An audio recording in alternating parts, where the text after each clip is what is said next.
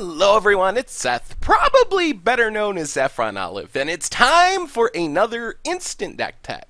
So we're sorta in this weird place with Standard. Normally Tuesday means Type 2 or Standard Tuesday, but we're waiting for Aether Revolt to release. Nothing really new is happening with Standard for the next couple weeks, but with the release of Aether Revolt, people have been talking about a really potentially broken Standard.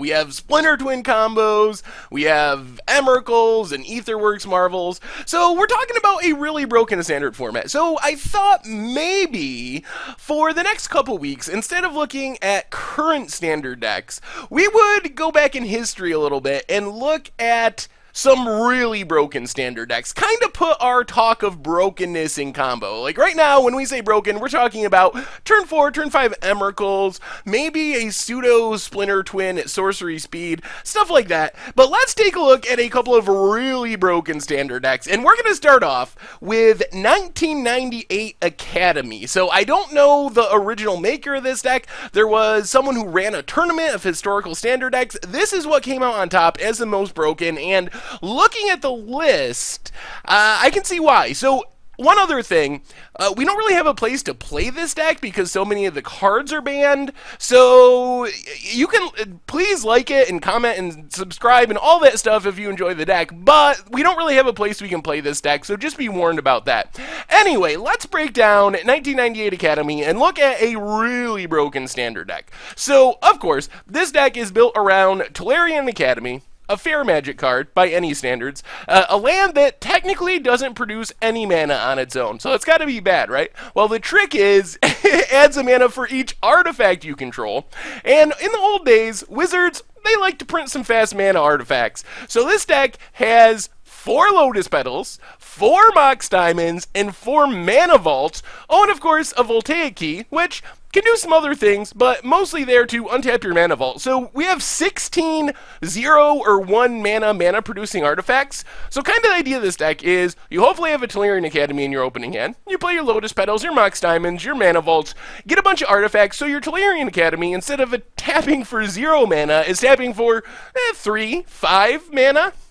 And then you can use that mana to do some really fast broken things. Of course, you can also tap Mox Diamond for mana, Mana Vault for mana, Voltaic Key to untap your Mana Vault to tap for even more mana. So much mana so quickly in this deck. We also have a Scroll Rack, generates mana with our Academy, also helps us kind of cycle through our deck, find our combo pieces, get to get some new cards, put cards from your hand on top. So it's sort of a weird pseudo-tutorish type effect.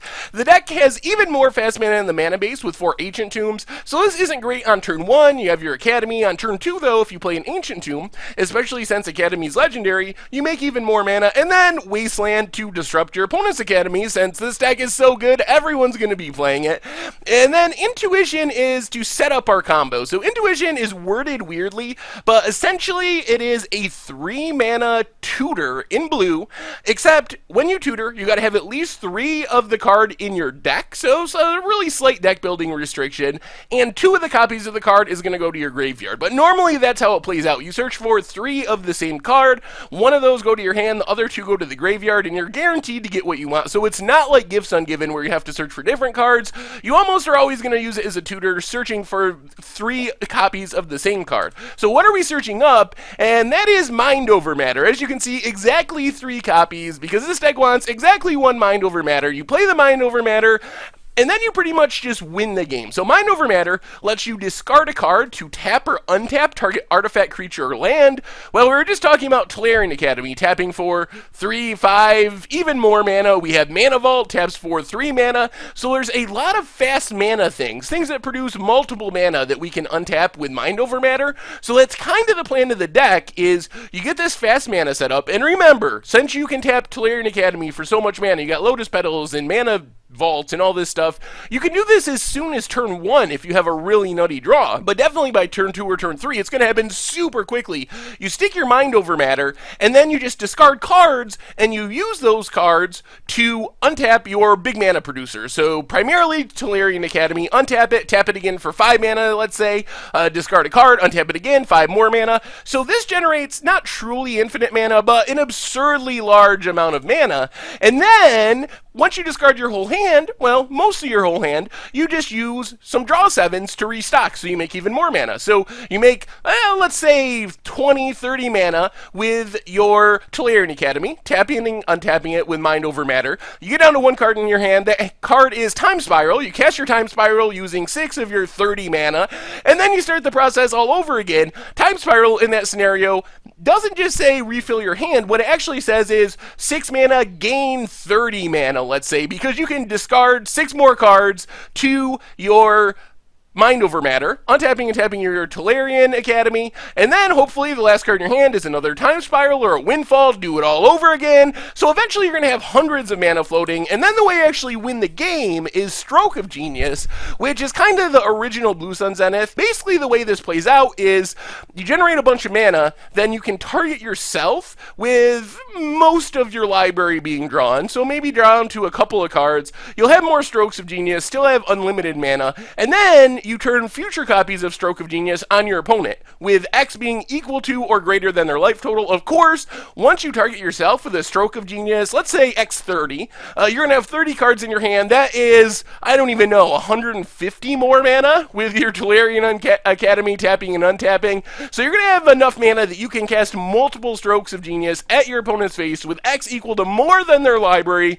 And then, once it happens and it resolves, your opponent just dies on the spot. So that's kind of the plan of the deck. Fast mana, tutor up your Mind Over Matter, just keep tapping and untapping your Tolarian Academy for multiple mana each time. Stroke of Genius yourself, draw 7, Stroke of Genius. Eventually you'll be through basically your entire deck, have tons and tons of mana, hundreds of mana floating, and then just Stroke of Genius your opponent out of the game. As far as the sideboard, you get some counter spells for protection, Capsize can deal with permanence, also kind of a backup plan if for some reason you can't win with Stroke of Genius, you can just Capsize all of your opponent's permanence first so they have no mana. Turnabout lets you untap all of your stuff. And then Chill is for aggressive red decks. One of the most hateful cards against red decks ever. Your Lightning Bolts now cost 3, your Goblin Guides now cost 3, all of your stuff costs 2 more, which puts a huge crimp in the plans of any mono red player. And then a couple of more lands, City of Traders and some Wastelands to ramp up the mana even more. So that is 1998 Academy for Standard, and that's an example of a truly broken Standard deck. We're freaking out about turn 4 kills with Emrakul, and they're not even really kills, or a sorcery speed version of Splinter Twin. This deck easily can kill you on turn 1, turn 2, and does it really consistently because it's just overloaded with card draws and fast mana. So when we say broken, we're talking broken by modern standards. Definitely not by 1998 Academy standards, because this is a truly broken deck.